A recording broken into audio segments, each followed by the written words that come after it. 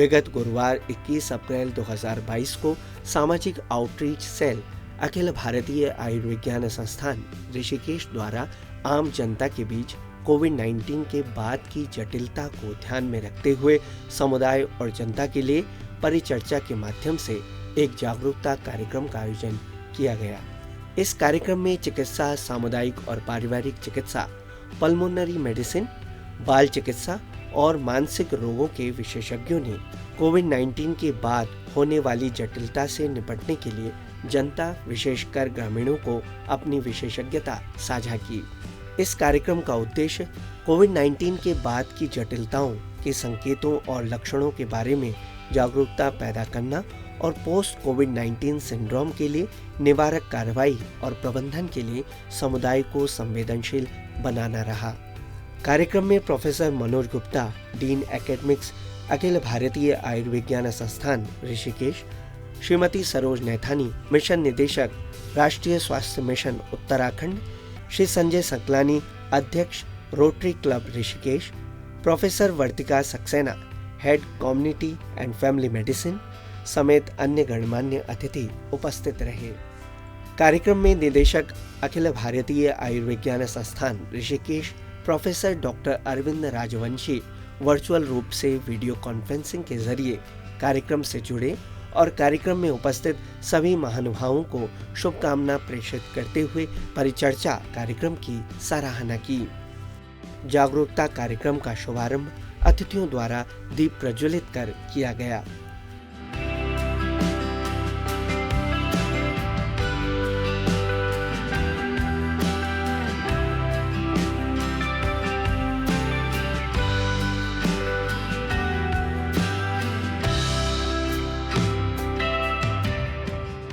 इस अवसर पर सभी गणमान्य अतिथियों का स्वागत सत्कार पौध भेंट कर किया गया।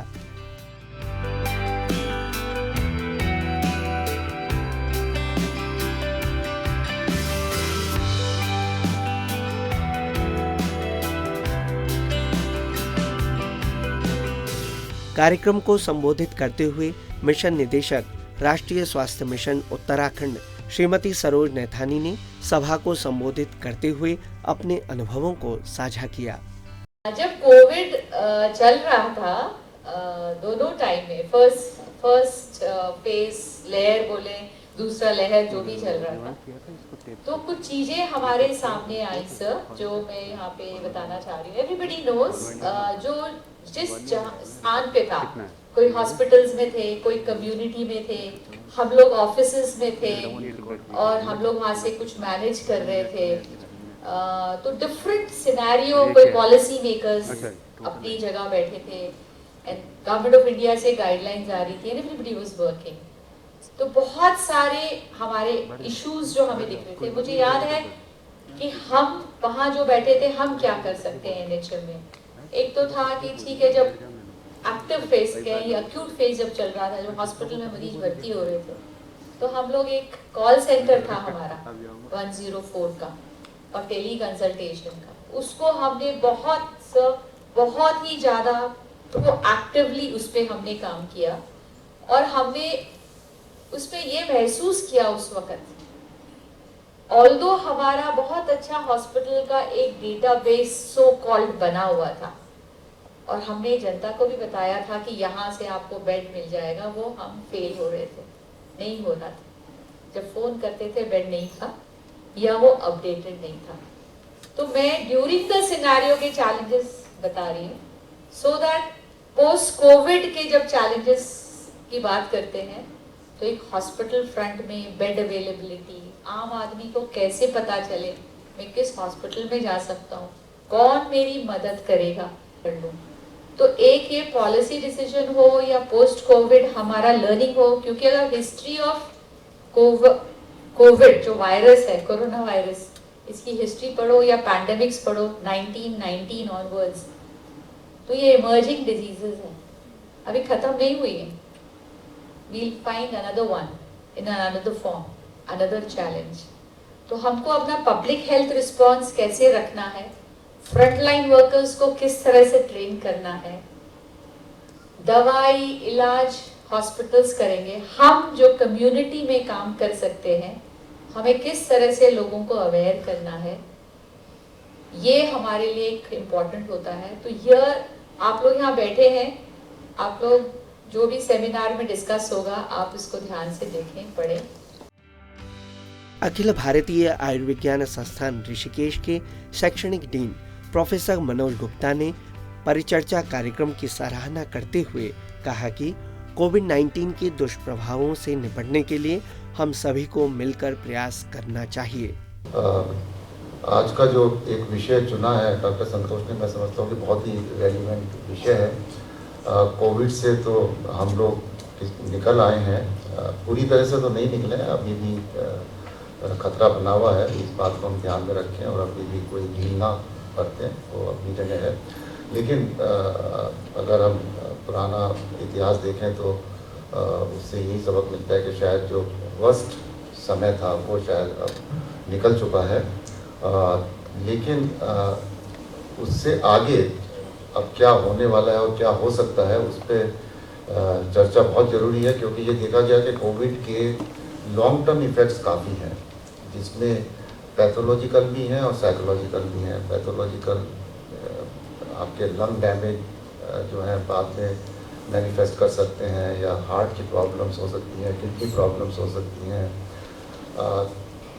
जीआई की प्रॉब्लम्स हो सकती हैं, तो वो सब तो है ही। तो कैसे जो आने वाला चैलेंज है हमारे पास के इन सब प्रॉब्लम्स को जो हम फोर्स ही कर रहे हैं कि आ सकती हैं और एक लार्ज स्केल पर हो सकती हैं, तो ये बहुत बड़ा चैलेंज हमारे सामने रहेगा और हम इसको कैसे, इस चैलेंज को हम डील करेंगे, उस पर नेचुरली एक डिस्कशन होना बहुत ज़रूरी है। उस पर कार्य करने की आवश्यकता है और ये कार्य नेचुरली खाली एक इंस्टीट्यूट या दो इंस्टीट्यूट मिलकर नहीं कर सकते, इसमें हमें सभी इंस्टीट्यूट का सहयोग चाहिए। उसमें एम्स तो एक अपनी जगह है ही, बट बिना उत्तराखंड के सहयोग के शायद हम इसमें कुछ ना कर सकें। तो कहीं ना कहीं एम्स, अगर एम्स का जो मैंडेट है वो ये है कि हम टर्शरी केयर फैसिलिटीज़ यहाँ पर उपलब्ध कराएं और सेकेंडरी और प्राइमरी केयर के लिए जो यहाँ का ऑलरेडी एक लोकल इंफ्रास्ट्रक्चर है स्टेट का, उसको ही यूटिलाइज करें। तो कहीं ना कहीं हमें एक रेफरल सिस्टम, एक स्टेट गवर्नमेंट को एक आपको कुछ इनिशिएटिव लेना पड़ेगा कि एक इस तरह का रेफरल सिस्टम कुछ हम डेवलप करें कि हमारे पास सिर्फ वही पेशेंट आए जिनको वाकई टर्शरी केयर की आवश्यकता है, और that is how we can provide the quality treatment and that is how we can achieve our mandate which is given to us. इस अवसर पर कोरोना से बचाव एक सहज पहल पुस्तक का विमोचन किया गया। इसके साथ ही एम्स ऋषिकेश की स्वास्थ्य चेतना नामक मैगजीन का भी विमोचन किया गया। परिचर्चा कार्यक्रम का उद्देश्य कोविड-19 के बाद की जटिलताओं के संकेतों और लक्षणों के बारे में जागरूकता पैदा करना और पोस्ट कोविड-19 सिंड्रोम के लिए निवारक कार्यवाही और प्रबंधन के लिए समुदाय को संवेदनशील बनाना रहा। परिचर्चा कार्यक्रम में चिकित्सा, सामुदायिक और पारिवारिक चिकित्सा से जुड़े विशेषज्ञों ने प्रतिभाग किया, जिसमें professor Vartika Saxena, head community and family medicine, professor Girish, head pulmonary medicine, doctor Vinod Kumar, assistant professor बाल चिकित्सा विभाग, डॉक्टर रविकांत, अतिरिक्त प्रोफेसर जनरल मेडिसिन विभाग, डॉक्टर आनंदिया दास, अतिरिक्त प्रोफेसर मनोरोग चिकित्सा विभाग और doctor Santosh Kumar, nodal officer social outreach cell, AIIMS Rishikesh उपस्थित रहे। कार्यक्रम का संचालन doctor Santosh Kumar, nodal officer social outreach cell, AIIMS Rishikesh द्वारा किया गया। इस कार्यक्रम में आशा वर्कर्स एवं चिकित्सा छात्र छात्राओं ने भी प्रतिभाग किया। आज के इस कार्यक्रम के सिलसिले को हम आगे बढ़ाते हैं कुछ प्रश्नों से, जो कि हम सीधा करेंगे प्रोफेसर वर्तिका सक्सेना से। मैडम, कोविड संक्रमण के उभरने के बाद ऐसे कौन से मुख्य लक्षण हैं जो कि लोगों में देखने को मिले हैं कोविड के बाद, और क्या ये लक्षण युवतियों और महिलाओं में पुरुषों की अपेक्षा ज्यादा मिले? कोविड एक ऐसी बीमारी है जो जेंडर में कोई फर्क नहीं करता है, जो काले गोरे का फर्क नहीं करता है, जो संप्रदाय का फर्क नहीं करता है, और जो आपके गरीब या अमीर होने का फर्क नहीं करता है। ये बात साइंटिफिक तौर पे प्रूव्ड है। लेकिन आप जानते हैं हमारे देश में जो महिलाएं हैं उनका शिक्षा का स्तर कम है, उनको संसाधनों की पहुंच कम है।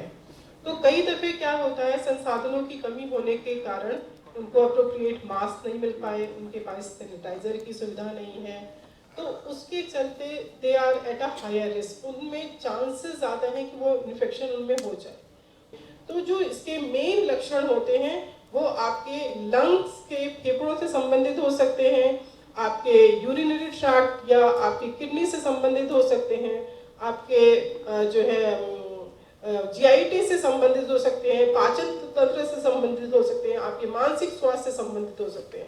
एक जो खास 2-4 लक्षण आपके लिए मैं नटशल में कहना चाहूंगी, अगर किसी व्यक्ति को जो पोस्ट कोविड है, जिसको कोविड हुआ और उसके बाद उसको एक्सेसिव वीकनेस महसूस हो रही है, जिसका कोई भी कारण आप बता नहीं पा रहे हैं, तो कृपया सस्पेक्ट कीजिए कि पोस्ट कोविड सिंड्रोम में जा सकता है। कोई व्यक्ति जिसको अचानक घबराहट हो रही है, पैल्पिटेशन हो रहा है और सीने में दर्द की शिकायत है, तो कृपया आप सस्पेक्ट कीजिए कि उसको पोस्ट कोविड सिंड्रोम हो सकता है। एक व्यक्ति जिसको बहुत अचानक से वॉमिटिंग, डायरिया चलता ही जा रहा है, ठीक नहीं हो रहा है, तो आपको सस्पेक्ट करना है कि कोविड हो सकता है। किसी व्यक्ति में यूरिनरी सिम्टम्स जैसे कि नॉक्चूरिया हो रहा है, रात में उठ के पेशाब जाना पड़ रहा है उसको बार बार, या यूरिनरी में फ्रॉदिंग हो रही हो, तो ये सब सिम्टम हो सकते हैं कि किडनी इफेक्ट हुई हो, और ऐसे व्यक्ति को हमें रेफर करना है जांच कराने के लिए। ये तो कुछ बहुत स्पेसिफिक सिम्टम्स मैंने बताए आपको डिजीज से रिलेटेड। मानसिक स्वास्थ्य भी इसमें इफेक्टेड हो सकता है, किसी को अचानक दौरे पड़ रहे हो या उसको वीकनेस हो किसी बॉडी पार्ट की, तो भी आपको सस्पेक्ट करना है। कोई डिप्रेशन में, सक्सेसिव डिप्रेशन में जा रहा हो, सुसाइडल आइडिएशन आ रहे हो, तो आप कृपया उसको रेफर करें। ये पोस्ट कोविड सिंड्रोम के सिम्टम हो सकते हैं। डॉक्टर गिरीश, कोविड का बहुत अच्छा तालमेल फेफड़ों से रहा है, तो फेफड़ों से ऐसी कौन सी फेफड़ों से संबंधित बीमारियां हैं जो कि कोविड के उपरांत, कोविड के रिकवरी के बाद लोगों में देखी गई हैं, और क्या लंबे समय तक अगर सांस फूलता रहे किसी का, क्या इसको नॉर्मली लेना चाहिए, या फिर इसके बारे में कुछ उन्हें किसी चिकित्सक को दिखाना चाहिए? कब ये घातक हो सकता है मरीज के? आपका जो सवाल है कि फेफड़ों से संबंधित क्या बीमारियां कोविड के बाद भी चलती रह सकती हैं, तो ये बिल्कुल सही है कि जैसे हमने सेकेंड वेव में भी देखा कि 5 से 8% लोगों को फेफड़ों में इन्फेक्शन जाता है और वो उनको ऑक्सीजन की रिक्वायरमेंट आती है, उनको आईसीयू में भर्ती होने की ज़रूरत भी आती है। तो बीमारी ठीक होने के बाद भी उसके 4 हफ्ते के बाद अगर ये लक्षण परसिस्ट कर रहे हैं लंग्स अफेक्ट वाले, जैसे लगातार खांसी चलना, सांस लेने में परेशानी होना, सांस लेने में परेशानी के डिफरेंट ग्रेड्स हैं, जैसे आप डे टू डे काम करने में, रोजमर्रा के काम में सांस फूल रही है, या बैठे बैठे सांस फूल रही है, या तेज चलने में सांस फूल रही है, तो उसके हिसाब से उसके ग्रेड्स होते हैं जिससे हम आइडिया लगाते हैं कि कितना लंग्स में अफेक्ट हुआ है। तो अगर ये सिम्टम्स 4 हफ्ते के बाद भी चल रहे हैं, इसका मतलब हमें इस पे सावधान रहना है कि इसको हम लाइटली नहीं ले सकते। प्रोफेसर रविकांत हमारे साथ हैं, आप डायबिटीज के भी एक्सपर्ट हैं, और कोविड के उपरांत ये देखा गया है कि डायबिटीज, हाइपरटेंशन, लकवा, इन बीमारियों की तो बाढ़ जैसी आ गई। तो क्या इन बीमारियों को हम कैसे पहचान सकते हैं? जैसा कि कोविड फर्स्ट और कोविड सेकंड, ये बहुत क्लियर हो गया कि जो ज़्यादा सीवियर बीमारी हो रही है उन लोगों को आमतौर पर डायबिटीज़ थी, या फिर डायबिटिक नहीं थे, बॉर्डर लाइन डायबिटिक, जो डायबिटिक हो गए, या तो अपने आप बीमारी के कारण डायबिटिक हो गए, या फिर उस दौरान यूज़ होने वाले स्टेरॉइड्स की वजह से वो डायबिटिक हो गए। और ये भी देखा गया कि मृत्यु दर जो डायबिटिक पेशेंट्स में थी वो नॉन डायबिटिक पेशेंट्स कंपैरिजन में 10 गुना ज़्यादा थी। सीवियरिटी की यदि हम बात करें तो डायबिटिक पेशेंट्स में ज़्यादा सीवियर थे और नॉन डायबिटिक में कम सीवियर थे। सवाल ये उठता है कि क्या हमें करना चाहिए ऐसे पेशेंट्स जिनकी फैमिली में कोविड हुआ और पोस्ट कोविड केयर जहाँ तक कि डायबिटीज़ का संबंध है। उसमें बहुत ज़रूरी ये है कि डायबिटीज़ के पेशेंट्स एक तो आमतौर पर नॉन डायबिटीज़ पेशेंट्स कंपैरिजन में हमेशा हाई रिस्क पे हैं for any infection. Post Covid era में जो प्रोलॉन्ग इलनेस चल रही है वो भी डायबिटिक पेशेंट्स में ही ज़्यादा पाई जा रही है। इसका सीधा ताल्लुक डायबिटीज के कंट्रोल से है। पोस्ट कोविड टाइम्स में लोगों ने अपनी दवाइयों को या तो कम किया या डायबिटीज को कंट्रोल करके नहीं रखा।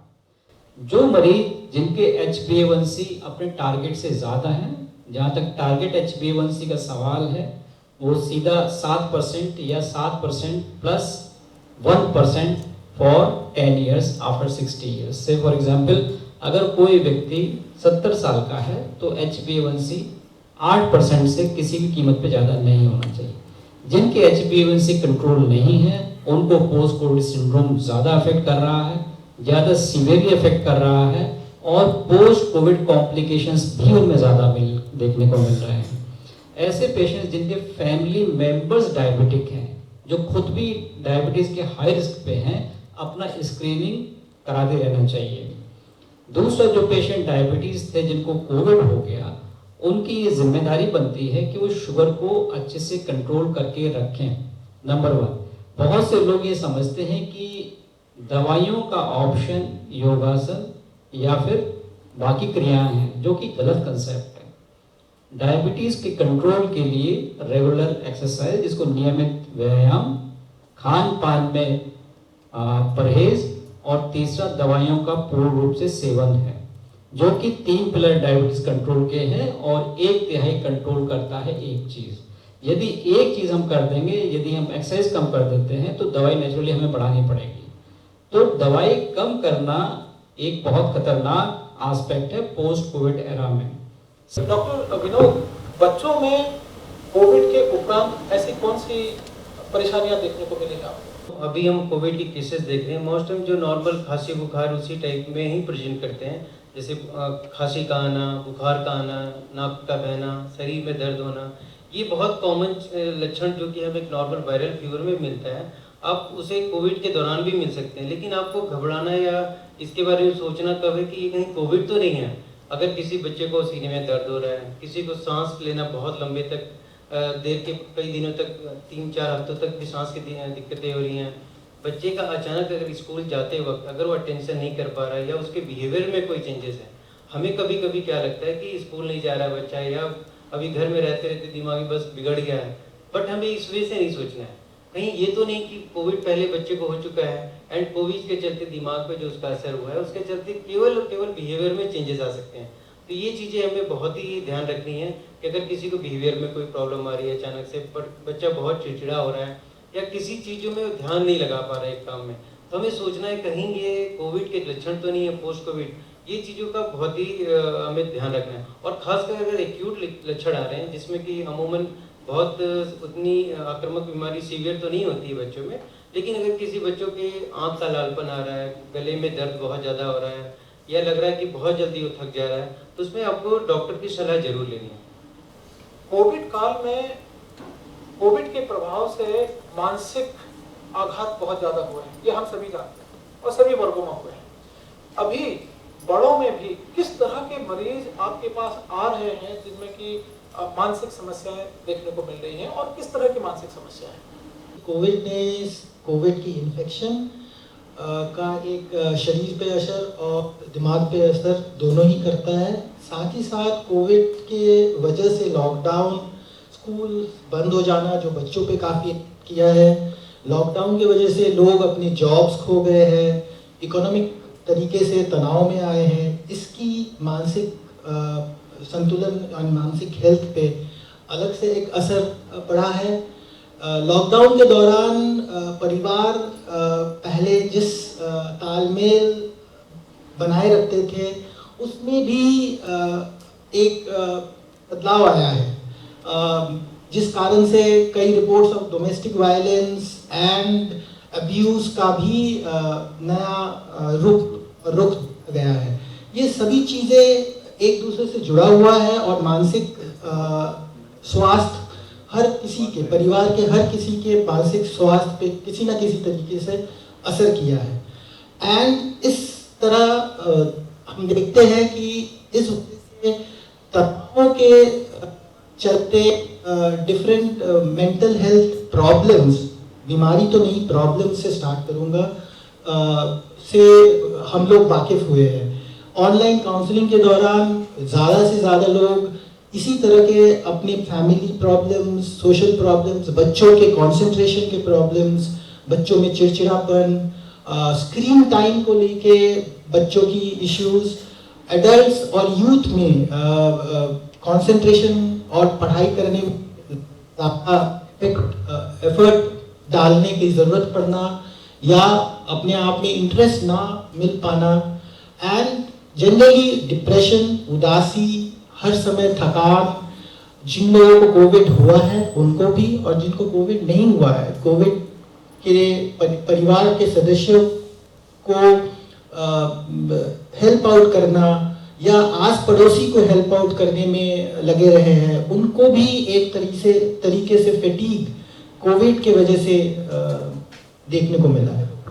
जी, यूथ अगर हम बात करते हैं, स्ट्रेस, एंजाइटी और डिप्रेशन ये हमारे रोज़मर्रा की ज़िंदगी का एक हैसल्स है, कभी भी किसी भी चीज़ में हमें हो जाता है। लेकिन कोविड के आने के बाद जिस तरह से लॉस हुआ है या कोविड के आने के बाद जिस तरह से हम लोगों ने देखा है बदलाव, उससे डिप्रेशन और स्ट्रेस ये सब चीज़ें बहुत बड़ी हुई हैं। प्रोफेसर वर्तिका सक्सेना, आपने काफ़ी महिलाओं के लिए भी काफ़ी काम किया है इस बीच में, तो जो कोविड के बाद जो ये आई हुई है समस्या, जो कोविड के उपरांत सिम्टम्स हैं, लक्षण हैं, यूँ तो सभी वर्ग इससे काफ़ी अफेक्टेड हैं, सभी वर्ग को इसको प्रभावित हुए हैं कोविड से, लेकिन ऐसे कौन से लक्षण हैं, ऐसी कौन सी परेशानियां हैं जो कि सिर्फ महिलाओं से केंद्रित हैं?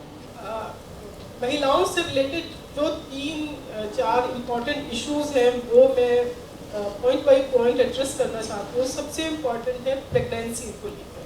कई सारी महिलाएं जब वो कोविड के दौरान पेंडेमिक की फर्स्ट लहर चल रही थी या दूसरी लहर चल रही थी, तो उनके मन में आशंका थी कि वो प्रेग्नेंट हो सकती हैं, उन्हें होना चाहिए या प्रेगनेंसी अवॉइड करनी चाहिए। ये एक बहुत बड़ा प्रश्न है कि हम उनको क्या सलाह दें। तो एकदम मैं क्लियरली सभी को बताना चाहूँगी कि प्रेगनेंसी की अदरवाइज मनाही तो नहीं है कि अगर कोविड चल रहा है तो आप प्रेग्नेंट ना हो, लेकिन फिर भी एक फैक्ट है जो सबके सामने रखती हूँ मैं कि ये देखा गया है जो महिलाएं कोविड के प्रेग्नेंट होती हैं और उनको अगर कोविड इन्फेक्शन होता है तो उनमें सीवियर कॉम्प्लिकेशन के चांसेस हायर होते हैं। ये बात अपने मन में रख के आप सलाह दीजिए कि आपको प्रेग्नेंट होना है कि नहीं। दूसरी बात, एक क्वेश्चन और आता है कि मान लीजिए एक महिला है जिसको कोविड हो चुका है, अब वो ठीक हो चुकी है और आपसे ये पूछती है कि अब मैं क्या प्रेगनेंसी हो जाऊँ, मतलब प्रेग्नेंट हो जाऊँ, क्या मैं कंसेप्शन कर लूँ। जब आपको इस बात का जवाब देना है तो आप उसको एक एग्जैक्ट सलाह दीजिए कि अगर तो उसको माइल्ड या एसिम्प्टोमेटिक कोविड इन्फेक्शन हुआ है तो उसके 4 हफ्ते उपरांत ही वो कंसीव करे। अगर उसको मॉडरेट और सीवियर इंटेंसिटी का इन्फेक्शन हुआ है तो कम से कम 12 हफ्ते का वेट करें। इसका क्या कारण है? इसके पीछे लॉजिक ये है कि लगभग 12 हफ्ते तक हम कोविड का लॉन्ग सिम्टम चल सकते हैं। और प्रेगनेंसी में क्या होता है कि आपको थ्रोम्बोएम्बोलिक फिनोमिना बढ़ता है और कोविड में भी बढ़ता है, तो आपको कम से कम 12 हफ्ते तक प्रेगनेंसी या कंसीव नहीं करना है अगर आपको सीवियर सिम्टम हुए हैं या कोई महिला हॉस्पिटलाइज हुई है। तो एक एग्जैक्टली आपको गांव में ये बात बताएं। दूसरा इशू है रिलेटेड विद कंट्रासेप्शन कि अगर कोविड का ये अगर दौर चल रहा है, कोविड इन्फेक्शन हो रहा है, तो महिलाएं कौन सा कंट्रासेप्टिव लें? क्या किसी कंट्रासेप्टिव को लेने की मनाही है? अगर मनाही है तो अल्टरनेटिव क्या है हमारी महिलाओं के पास? तो इसमें एक क्लियर कट भारत सरकार द्वारा गाइडलाइन दी गई है।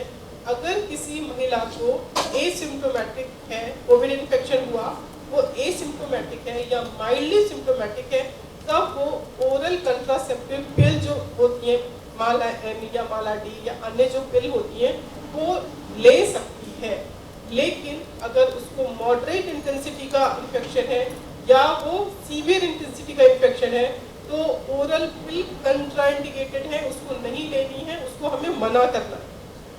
तो ये बात ध्यान रखिए, जो महिलाएं मॉडरेट इंटेंसिटी का इन्फेक्शन जिनको हुआ या जिनको हॉस्पिटलाइजेशन हुआ, उनको आप ओरल पिल लेने की सलाह नहीं देंगे। अब नहीं देंगे तो अल्टरनेटिव क्या है, किस तरह से गर्भ निरोधक इस्तेमाल कर सकते हैं, उनके लिए ये सलाह है जो हमारे पास सरकार द्वारा उपलब्ध है।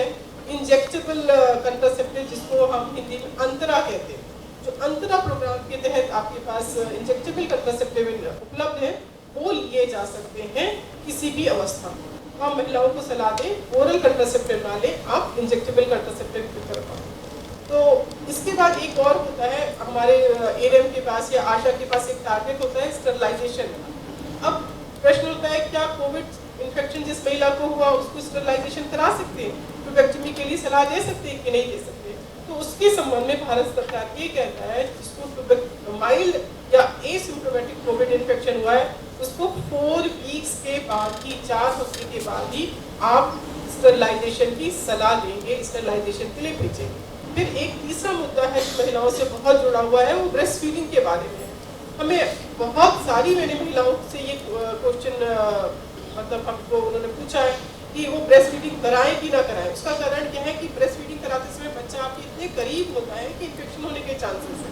इन जनरल आपको महिलाओं को यही सलाह देनी है कि अगर आपको कोविड इन्फेक्शन है, आपको माइल्ड है या आप एसिम्प्टोमेटिक है, तो आप बच्चे को दूध पिलाना जारी रख सकती है विद कंडीशन। कंडीशन क्या है? 2 इम्पोर्टेंट कंडीशन है।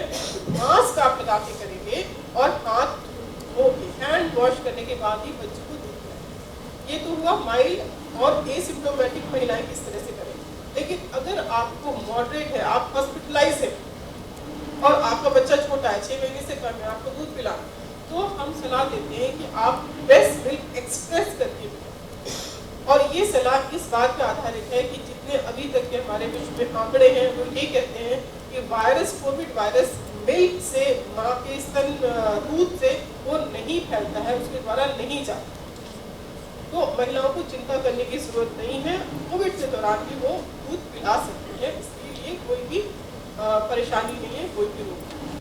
महिला का सशक्तिकरण और कुछ ऐसी बातें प्रोफेसर वर्तिका ने बताई जिसकी चर्चाएं यूजुअली और आम रूप से नहीं होती हैं, जैसे कि कब हमें कंसीव करना चाहिए, कब कंट्रासेप्टिव लेना चाहिए और कब अपना डिसीजन वो इस चीज़ के लिए, कंट्रासेप्शन के लिए या फिर प्रेगनेंसी के लिए वो ले सकती हैं। ऐसे महत्वपूर्ण बात को शायद दूरदर्शन के माध्यम से हम गांव-गांव तक पहुंचाने में सक्षम रहें और यही हमारे इस कार्यक्रम का उद्देश्य था। इसी के साथ हम प्रोफेसर गिरीश सिद्धवानी जी से पूछना चाहेंगे कि जैसे कि हम बात कर रहे हैं कोविड के बाद फेफड़े बहुत ज़्यादा अफेक्टेड हुए हैं और ये सभी लोग जानते हैं। इस चीज़ में बहुत सारे सिम्टम्स कोविड के रिकवरी के बाद लोगों में आए, जैसे कि सांस फूलना है, खांसी का है, खांसी ठीक ही नहीं होती, काफ़ी समय तक खांसी चल रही है और अचानक रात में खांसी हो गई या अचानक रात में सांस फूलने लग गया, जिसे हम कहते हैं कि एकदम से ही सांस फूलना शुरू हो गया व्यक्ति का। तो क्या फेफड़ों से संबंधित जो ये बीमारियां हैं, इनके लिए क्या कोई बचाव पहले से ही व्यक्ति को करना चाहिए कोविड के बाद, या फिर कोई इसके लिए क्या आप बचाव के बताएंगे, उपाय बताएंगे? और इसके साथ ही आप हमारे दर्शकों को ये भी बताइए कि कब उन्हें चिकित्सक के पास तुरंत ले जाना चाहिए अगर ऐसी समस्या होती है। पहले तो मैं ये बता दूं कि पोस्ट कोविड टाइम में भी अगर लगातार खांसी चल रही है उसको इग्नोर नहीं कर सकते, मैंने पहले भी बताया था। कोविड के टाइम में भी ये चीज़ काफ़ी इग्नोर हुई, जैसे कोविड पे ही फोकस रहा और अन्य बीमारियों से फोकस हट गया। टीबी जैसे एक बहुत इंपॉर्टेंट बीमारी है, आज के टाइम में भी कोविड से इतने लोग नहीं मर रहे हैं जितने टीबी से मर रहे हैं।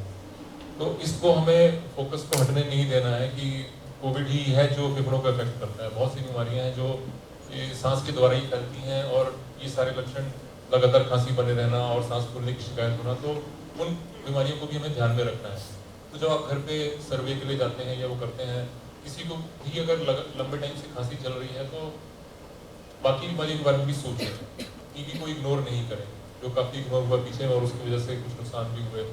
टीबी का रेट भी बढ़ा और दवाइयों की श्रृंखला भी टूटी, तो इस पर फोकस रखना है। दूसरा, जो बचाव कोविड के टाइम हमारे को मास्क और सोशल डिस्टेंसिंग से करने को था, वो हमें ये बाकी बीमारियों में भी हेल्प करता है। सांस फूलने की शिकायत अगर हो रही है तो आपको डॉक्टर को कंसल्ट एक बार कर ही लेना चाहिए। 4 हफ्ते के बाद भी अगर सांस फूलना ठीक नहीं हो रहा है इसका मतलब ये है कि फेफड़ों में इफेक्ट ज़्यादा था और उसको एड्रेस करना जरूरी है। एक बार उसको चिकित्सक के पास जाकर के अपना एक्सरे, सीटी स्कैन या फेफड़ों की कुछ जांच होती है वो करा लें, जिससे पता चल जाए कि इसका कारण क्या है सांस फूलने का।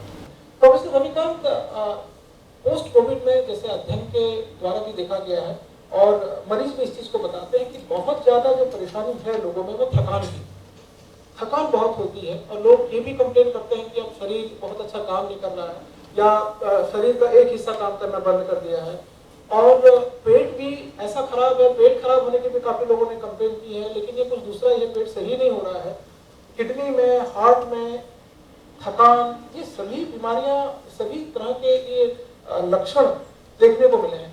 तो क्या करना चाहिए अगर किसी को थकान हो रही है या किसी को बहुत ज्यादा जोड़ों में दर्द हो रहा है, तो क्या कोई ऐसी जांच है, हमें कोई ऐसा टेस्ट पहले से करा लेना चाहिए इससे बचने के लिए या कुछ दवाइयों का सेवन करना चाहिए? क्या बताना चाहेंगे? यदि मैं ये कहूँ कि post Covid syndrome is a diagnosis of exclusion, तो गलत नहीं होगा। किसी भी डॉक्टर को अपनी थॉरो एक्सरसाइज करनी चाहिए कोई भी सिम्टम को एनालाइज करने के लिए, और ऐसे सिम्टम जो कि नॉन स्पेसिफिक हैं उनके सिस्टमिक बीमारी को खोजने की पूरा प्रयत्न करना चाहिए, इससे पहले कि हम ये कहें कि केवल पोस्ट कोविड सिंड्रोम है। और जहाँ तक बात रही कोई स्पेसिफिक जांच की जिससे कि हमें पता चले कि कोई एबनॉर्मलिटी शरीर के अंदर चल रही है कि नहीं चल रही है, तो उसमें बहुत पुराना टेस्ट है ESR, और आजकल हम लोग करते हैं HSCRP, जिसको CRP भी कहते हैं, जो कि ये बता सकता है कि बॉडी के अंदर चीज़ें नॉर्मल नहीं चल रही। हालांकि वो इस चीज़ का इंडिकेटर नहीं कि क्या एबनॉर्मल है, पर इस चीज़ का इंडिकेटर ज़रूर है कि चीज़ें शरीर के अंदर नॉर्मल नहीं चल रही। तो ये ड्यूटी बनती है कि यदि शरीर के अंदर कोई चीज़ें नॉर्मल नहीं चल रही हैं तो हम लक्षण को ध्यान में रखते हुए उस पर्टिकुलर ऑर्गन को जांचें और देखें कि क्या एबनॉर्मलिटी चल रही है।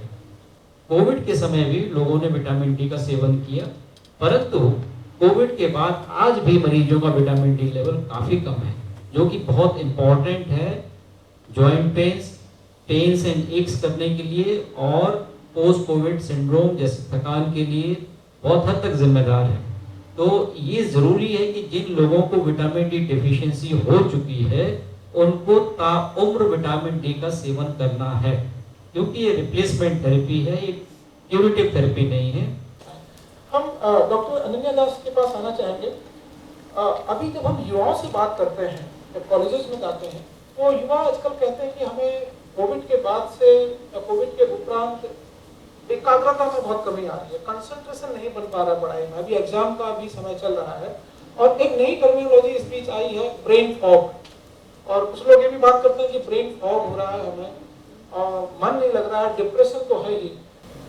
ये जो परेशानियां हैं, मानसिक परेशानियां, इनसे हम कैसे निजात पा सकते हैं और इसके क्या उपाय आप बताएंगे जो कि हमारे दर्शक घर में ही उसको प्रयोग करके वो ठीक हो सके, और कब वो आपसे संपर्क करें? ब्रेन फॉग या concentration difficulties, particularly context draw करना ज़रूरी है।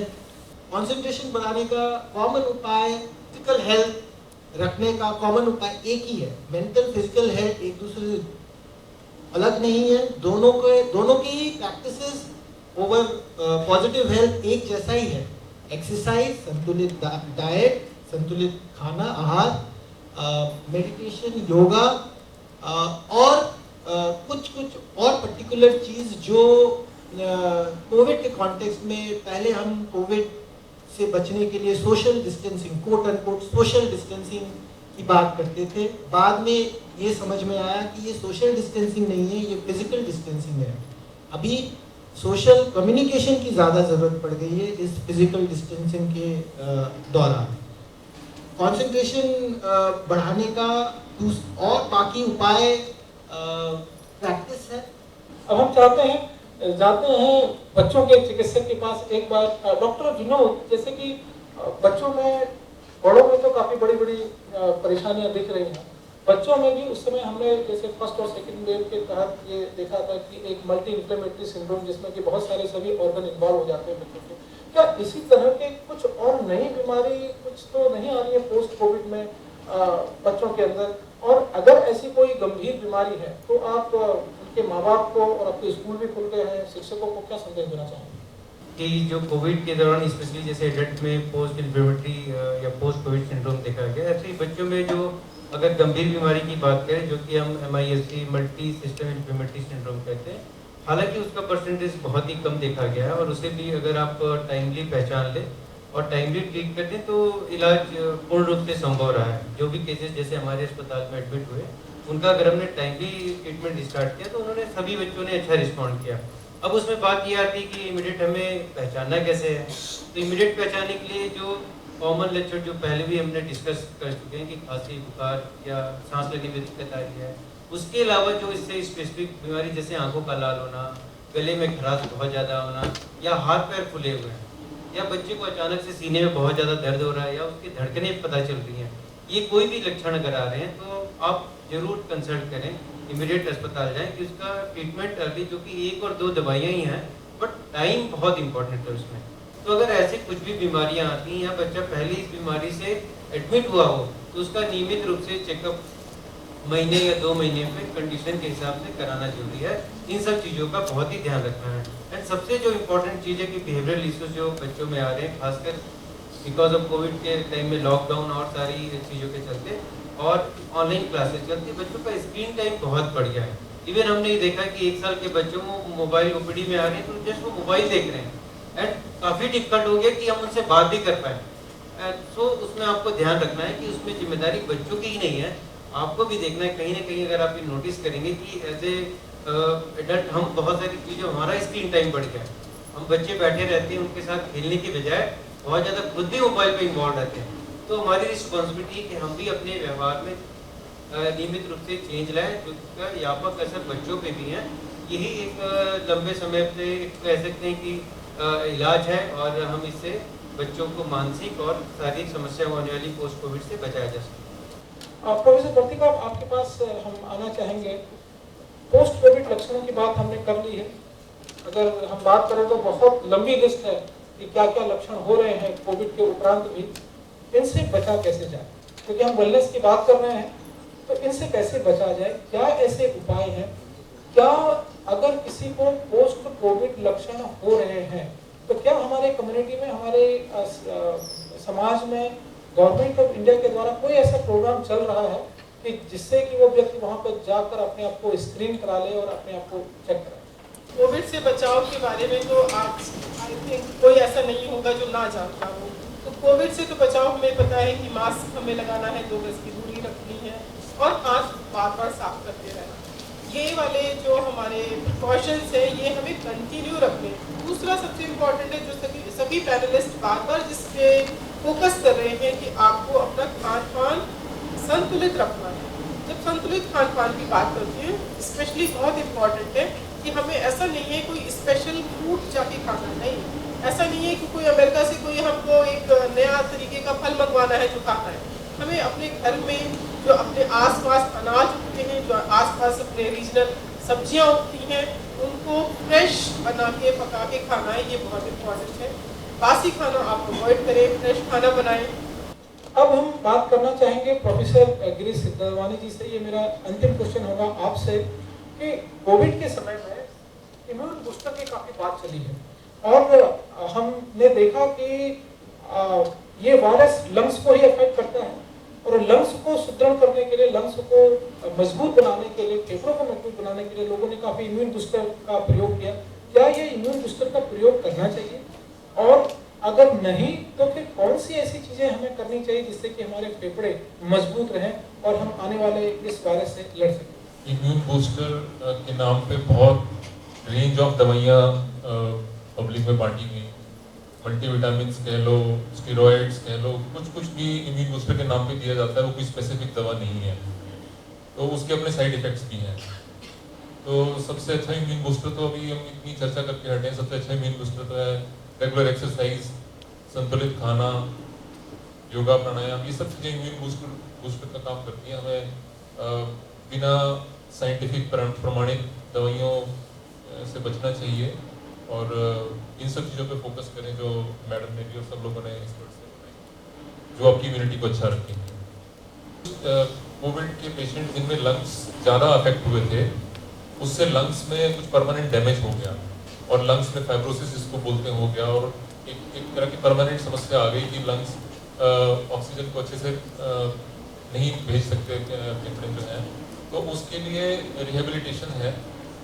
लेकिन वो एक आपको उसके लिए किसी टर्शरी केयर सेंटर पे जाना पड़ेगा, जैसे एम्स में आ सकते हैं, तो उसमें फेफड़ों की मजबूती बढ़ाने के लिए कुछ एक्सरसाइज होती हैं, व्यायाम होते हैं जिनको कराया जाता है, जिससे धीरे धीरे फेफड़ों की क्षमता को बढ़ाया जा सकता है। और कुछ एक्सरसाइज फिर यहाँ पे हम घर पे करने के लिए भी सिखाते हैं, जिसको एक हमारे फिजियोथेरेपी डिपार्टमेंट है जिसमें हम फेफड़ों की एक्सरसाइज सिखाते हैं, और फिर वो घर जाकर उन एक्सरसाइज को पेशेंट कर सकता है, जिससे धीरे धीरे फेफड़ों की क्षमता बढ़ सकती है या कम से कम स्टेबल रह सकती है। प्रोफेसर रविकांत, क्या कोविड के उभरने के बाद या कोविड के उपरांत कुछ ऐसी परेशानी भी होती है कि जिसमें लीवर के एंजाइम काफ़ी बढ़ जाते हैं या किडनी में कोई ऐसा प्रॉब्लम आने लगती है? और विशेषकर मैंने जैसे पहले भी बात की थी, पेट की समस्याएं बहुत बढ़ रही हैं। कोविड वायरस का इनसे कोई संबंध है? और अगर ये परेशानियां होती हैं तो क्या हमें कोई इसके लिए भी क्या उपाय करना चाहिए और कब चिकित्सक के पास जाना चाहिए, इनके बारे में? बहुत से लक्षण कोविड के रहे, इसमें सांस की परेशानी तो मेन रही है, लेकिन यदि सेकेंड वेव पे हम जाएं तो देखते हैं कि डायरिया, पेट में दर्द बहुत अहम लक्षण थे जो कि फर्स्ट कोविड वेव में नहीं पाया है। जिस तरह का वायरस कोविड वायरस है, और इन जनरल किसी वायरल इलनेस में जो शरीर का स्नायु तंत्र होता है, जिसको हम लोग ऑटोनोमिक फंक्शन कहते हैं, वो डिस्टर्ब हो जाता है, और कई बार लंबे समय के लिए एब्नॉर्मल होता है, जिसको हम लोग डिसऑटोनोमिया कहते हैं।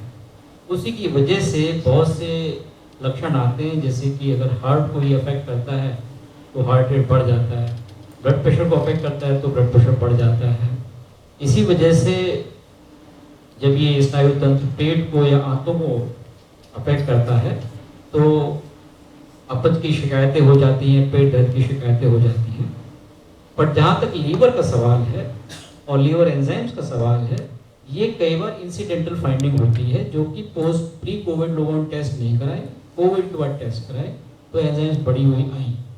हालांकि एंजाइम्स बढ़ने का डायरेक्ट रिलेशन कोविड वायरस से है, परंतु एक्यूट फेज में जब तक कोविड वायरस शरीर के अंदर मौजूद है, धीरे धीरे ये अपने आप नॉर्मल हो जाता है। दूसरा कंपोनेंट जो इस प्रश्न का है कि भाई पेट की समस्याएं हो रही हैं, किडनी की माइल्ड प्रॉब्लम्स हो रही हैं, उनके लिए क्या सलाह है? तो उसमें जो बेस्ट चीज़ है, एक तो नियमित भोजन का है। नियमित भोजन का मतलब है कि टाइम बाउंड फीडिंग, खाने का समय फिक्स होना चाहिए। कई बार हम अपने काम में इतने बिजी हो जाते हैं कि खाने के समय को अपने काम के समय में कन्वर्ट कर जाते हैं, जो कि गलत प्रैक्टिस है। धीरे धीरे बॉडी में ऐसे चेंजेस आने लगते हैं जिसके कारण आपके इंटेस्टाइन, आपका ब्रेन और आपका बॉडी जो है मैल एडेप्टिव रिस्पॉन्स की तरफ जाता है। ये भी बहुत हद तक जिम्मेदार है पेट के रोगों के लिए, मेटाबॉलिक सिंड्रोम के लिए और फैटी लीवर के लिए। यदि कोविड के संदर्भ में हम बात करें कि क्या कोविड के बाद लगातार पेट में एब्नॉर्मैलिटी हो सकती है, आंतों में हो सकती है, तो इसका जवाब है यस, हो सकती है, पर उनको कंट्रोल किया जा सकता है। डॉक्टर अनन्या, मैं एक संवेदनशील प्रश्न पर आ रहा हूँ। कोविड के दौरान हमारे काफ़ी लोगों ने अपने परिजनों को खोया है, और अब भी जब हम उन लोगों से बात करते हैं तो शायद वो उस दृश्य को भूल नहीं पाते हैं, क्योंकि किसी का हो सकता है घर में पिताजी, माताजी या कोई भाई बहन, किसी को भी उन्होंने खोया हो सकता है उस समय। और कुछ लोग ऐसे हैं जो कि खुद ऐसे त्रासदी से गुजरे हैं, हॉस्पिटल में खुद ही एडमिट थे, उनके बगल वाला मरीज की डेथ हो गई, तो वो उन सदमे से अभी तक उभर नहीं पा रहे हैं। शायद मेडिकल की भाषा में इसको पोस्ट ट्रॉमेटिक स्ट्रेस डिसऑर्डर कहते हैं। इस प्रकार के जब लक्षण आते, किस तरह के लक्षण ऐसे लोगों में आते हैं, और अगर कोई व्यक्ति इस तरह की समस्या से जूझ रहा है तो क्या उपाय है कि वो इन लक्षणों से निजात पाए और कैसे नॉर्मल लाइफ में वो आ सके? इस दौरान इस तरह के स्ट्रेस से जब कोई गुजरता है तो उससे उभरना काफ़ी डिफ़िकल्ट हो जाता है। कुछ लोग तो उभर आते हैं, कुछ ऐसे लोग हैं जो इसको रिलीव करते रहते हैं, यानी कि उसकी वजह से वो बहुत ज़्यादा गिल्ट फील करते हैं, अपने आप को दोषारोप करते हैं कि मेरी ही वजह से ये हुआ। या किसी और को दोषारोप करते हैं और उसको लेके ग्रज कंटिन्यू रखते हैं या उसको रिलिव करते हैं। रिलिव करने का यानी कि मतलब है कि वही एक्सपीरियंसेस, वही चित्र, वही विचार, वही सेंसेशंस फील करते हैं जब कभी एक्सपोज्ड होते हैं, उसी पर्टिकुलर रास्ते से गुजर रहे हैं जहाँ पे वो अस्पताल है, या वही पर्टिकुलर सामान है जो उनके पेरेंट्स या उनके बच्चों या उनके स्पाउस के को याद दिलाता है जिनको हुए हैं, या नाइटमेयर के थ्रू, डरावने सपनों के थ्रू एक्सपीरियंस करते हैं कि वही चीज़ें दोबारा घटती हैं। ऐसे एक्सपीरियंसेस के साथ कई बार लोग सुइसाइडल भी हो जाते हैं, गिल्ट रिडन हो जाते हैं, हर समय डरे रहते हैं, हर समय वरीड रहते हैं एंड अपने आम मर्तबा की ज़िंदगी में फिर से जुड़ नहीं पाते। तब ये PTSD यानी कि पोस्ट ट्रॉमेटिक स्ट्रेस डिसऑर्डर का रूप धारण करता है और इसका निजात या इसका सोल्यूशन तो साइकेट्रिस्ट, पर्टिकुलरली स्पेशलिस्ट साइकेट्रिस्ट और साइकोथेरेपिस्ट के पास जाना ही होता है। ये अपने आप से जूझना मुश्किल हो जाता है। जब हम बात करते हैं बच्चों की, तो 12 से ऊपर 12-14 साल के बच्चों को अब वैक्सीनेशन शुरू हो गया। उससे नीचे के बच्चे अभी उनको वैक्सीन लगा नहीं।